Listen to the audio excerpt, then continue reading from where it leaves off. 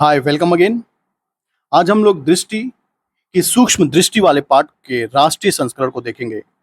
आइए देख लेते हैं राष्ट्रीय घटनाक्रम के जो most important one liner questions हैं, आइए उन्हें देख लेते हैं। पहली बात है कि महाराष्ट्र सरकार ने किस हवाई अड्डे के पुनर्नामकरण को मंजूरी दी है? तो इसका आंसर क्या हो जाएगा? पुणे हवाई अड्डा। पुणे हवाई अड्डा का नया नाम क्या होगा? यही उसी का फॉलोइंग क्वेश्चन है। जगत गुरु संत तुकाराम महाराज अंतर्राष्ट्रीय हवाई अड्डा, राइट।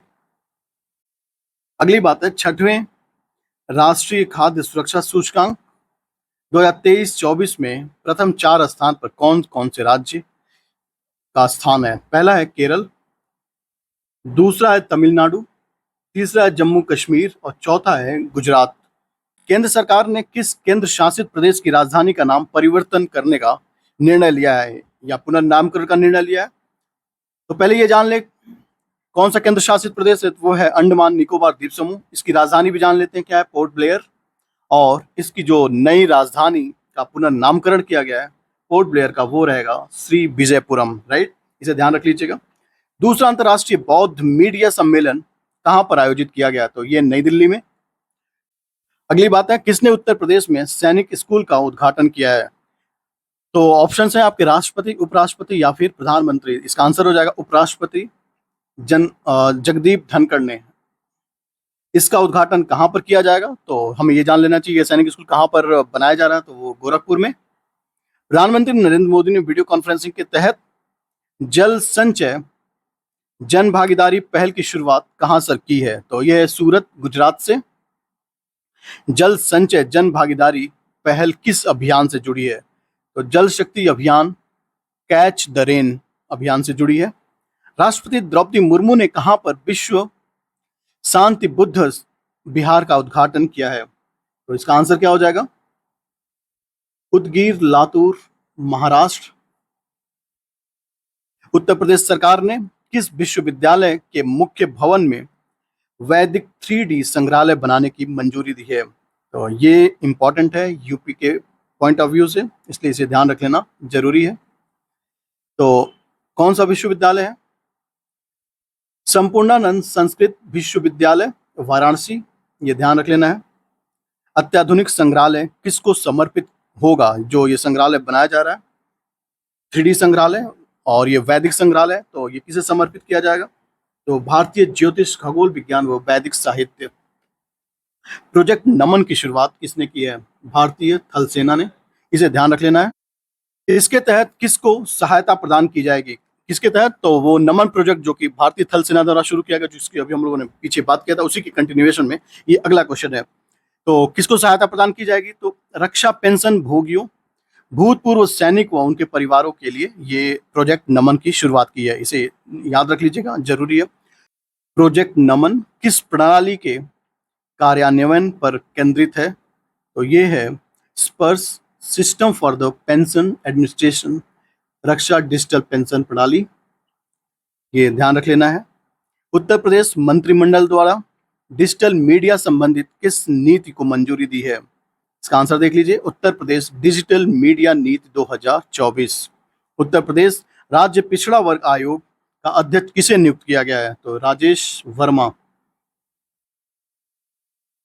बिहार खेल विश्वविद्यालय एवं राज्य खेल अकादमी का उद्घाटन कहाँ किया गया? तो ये राजगीर, नालंदा में। केंद्र सरकार ने केंद्र शासित प्रदेश लद्दाख में कितने नए जिलों के गठन की घोषणा की है? तो इसका आंसर क्या हो जाएगा?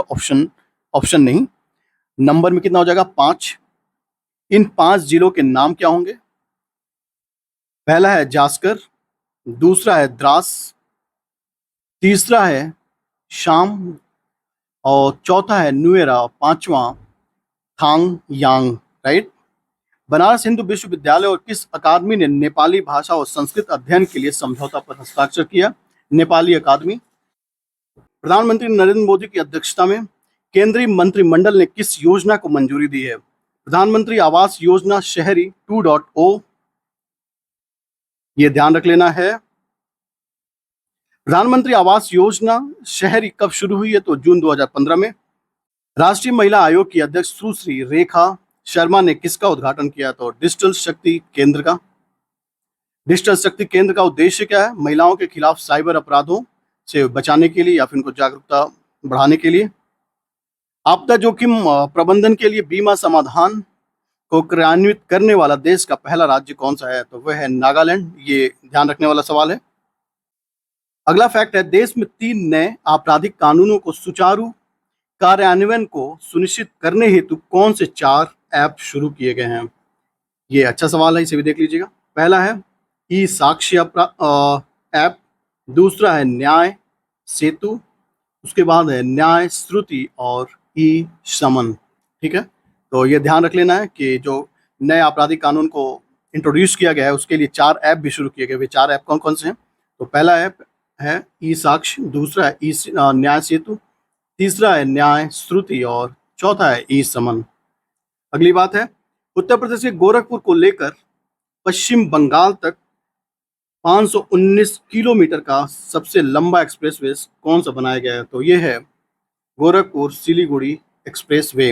हमें ये देखिए, इस पे सवाल ऐसे पूछे जाते हैं कि 2015 या 16 में से पूछा था कि यमुना एक्सप्रेसवे की लंबाई क्या है।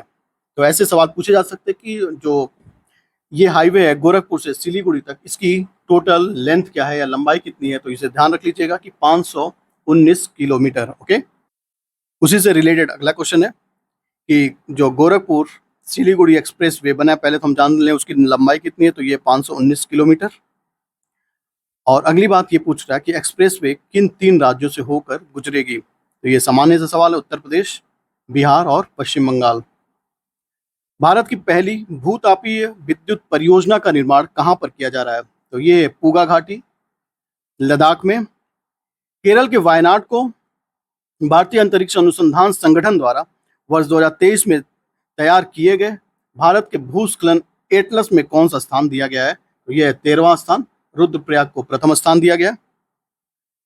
अगली बात है कि राष्ट्रीय हिंदी विज्ञान सम्मेलन 2024 का आयोजन कहाँ पर किया गया? 5 सेकंड का टाइम आपके पास सोचने के लिए। ऑप्शन दे दे आपको, दिल्ली, जम्मू कश्मीर, भोपाल या फिर जयपुर। इसका आंसर क्या हो जाएगा? भोपाल। वर्ष 2024 में इसका मुख्य विषय क्या था? मुख्य विषय भी देख लीजिए, अमृतकाल में राष्ट्रीय और वैज्ञानिक चेतना का उन्नयन। ये भी याद कर लेना होता है इसका थीम लाइन। राष्ट्रपति भवन के दरबार हॉल और अशोक हॉल का नाम बदलकर क्या कर दिया गया है? तो पहला दरबार हॉल का नाम करके कर दिया गया है गणतंत्र मंडप, और अशोक हॉल का नाम बदल कर दिया गया है अशोक मंडप। राइट। भारत के 500वें सामुदायिक रेडियो स्टेशन का शुभारंभ कहां पर किया गया है? आपके ऑप्शंस में बता देता हूं, मणिपुर, मिजोरम, असम या फिर त्रिपुरा। इसका आंसर क्या हो जाएगा? मिजोरम, आइजॉल में।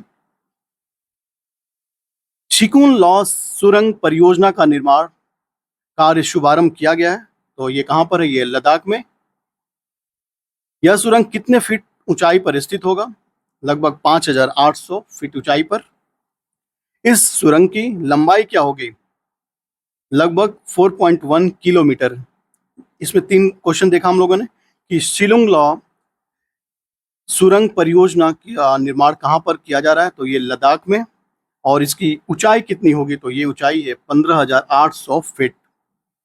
और इस सुरंग की लंबाई कितनी होगी? तो ये है 4.1 किलोमीटर।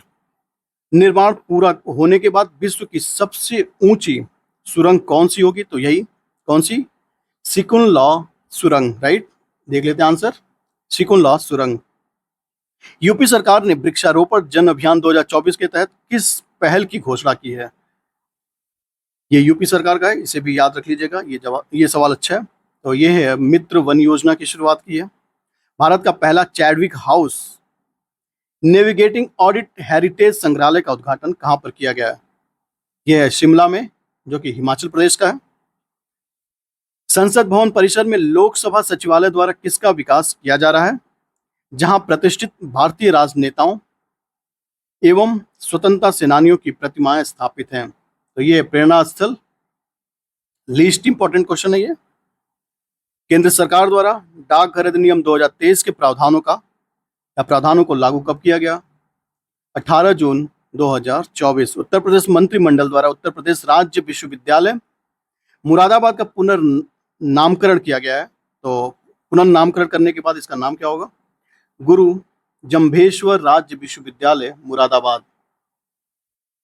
18वीं लोकसभा के प्रोटेम स्पीकर किन्हें चुना गया? तो भर्तृहरि मेहताब को।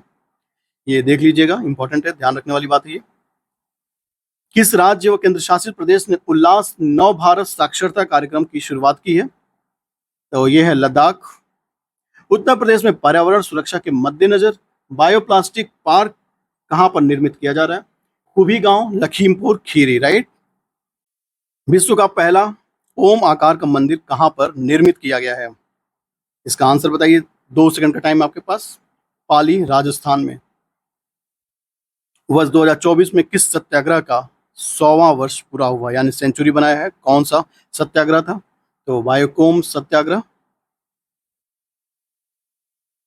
18वीं लोकसभा की 543 सीटों पर कुल कितनी महिलाएं चुनी गईं? तो ये देख लीजिएगा, 74 महिलाएं। बरेठी सौर ऊर्जा परियोजना जो कि 630 मेगावाट पर आधारशिला रखी गई है, ये कहाँ पर रखी जा रही है? तो छतरपुर, मध्य प्रदेश में। भारत की पहली बैटरी ऊर्जा भंडारण गीगा फैक्ट्री कहाँ पर स्थापित करने की घोषणा की गई है? जम्मू कश्मीर। किस राज्य की पुलिस ने डिजिटल प्लेटफॉर्म त्रिनेत्र ऐप 2.0 की शुरुआत की है? 5 सेकंड का टाइम आपके लिए। ये इंपॉर्टेंट क्वेश्चन है। कौन सा ऐप है त्रिनेत्र ऐप 2.0? इसका आंसर क्या हो जाएगा? उत्तर प्रदेश। भारत की पहली पानी के नीचे चलने वाली मेट्रो रेल सेवा का शुभारंभ कहां पर किया गया है? इसका आंसर क्या हो जाएगा? इसका हो जाएगा कोलकाता। ध्यान रखना है ये भी कि पहली पानी के नीचे चलने वाली मेट्रो रेल कहाँ पर शुरुआत की गई है? कोलकाता में। 5 करोड़ आयुष्मान कार्ड जारी करने वाला देश का पहला राज्य कौन सा बना है? इसका आंसर बताइए क्या हो जाएगा? इसका आंसर हो जाएगा उत्तर प्रदेश। रक्षा प्रौद्योगिकी में नवाचारों को प्रोत्साहन देने हेतु किस योजना की शुरुआत की गई है? ये सबसे अच्छा प्रोजेक्ट है, मतलब परीक्षा के पॉइंट ऑफ व्यू से जान लेना जरूरी है। तो ये अदिति प्रोग्राम। ये ध्यान रख लीजिएगा कि रक्षा प्रौद्योगिकी में नवाचारों को बढ़ावा देने हेतु एक नए प्रोजेक्ट की शुरुआत की गई है जिसका नाम है अदिति। इस स्कीम का फुल फॉर्म भी देख लेते हैं। Acing development of innovative technology with index. ठीक है, तो ये याद रखिएगा, इसका फुल फॉर्म क्या होता है? Ageing development of innovative technology with iDEX, right. क्या है? आईडेक्स, ये होता है इसका फुल फॉर्म। अगली बात देख लेते हैं, राष्ट्रीय डॉल्फिन अनुसंधान केंद्र का उद्घाटन कहां पर किया गया? ये पुराना क्वेश्चन है, ये बिहार का आंसर हो जाएगा। सरकार ने ग्रीन हाइड्रोजन नीति 2024 को मंजूरी दी है, इसका आंसर क्या हो जाएगा? उत्तर प्रदेश।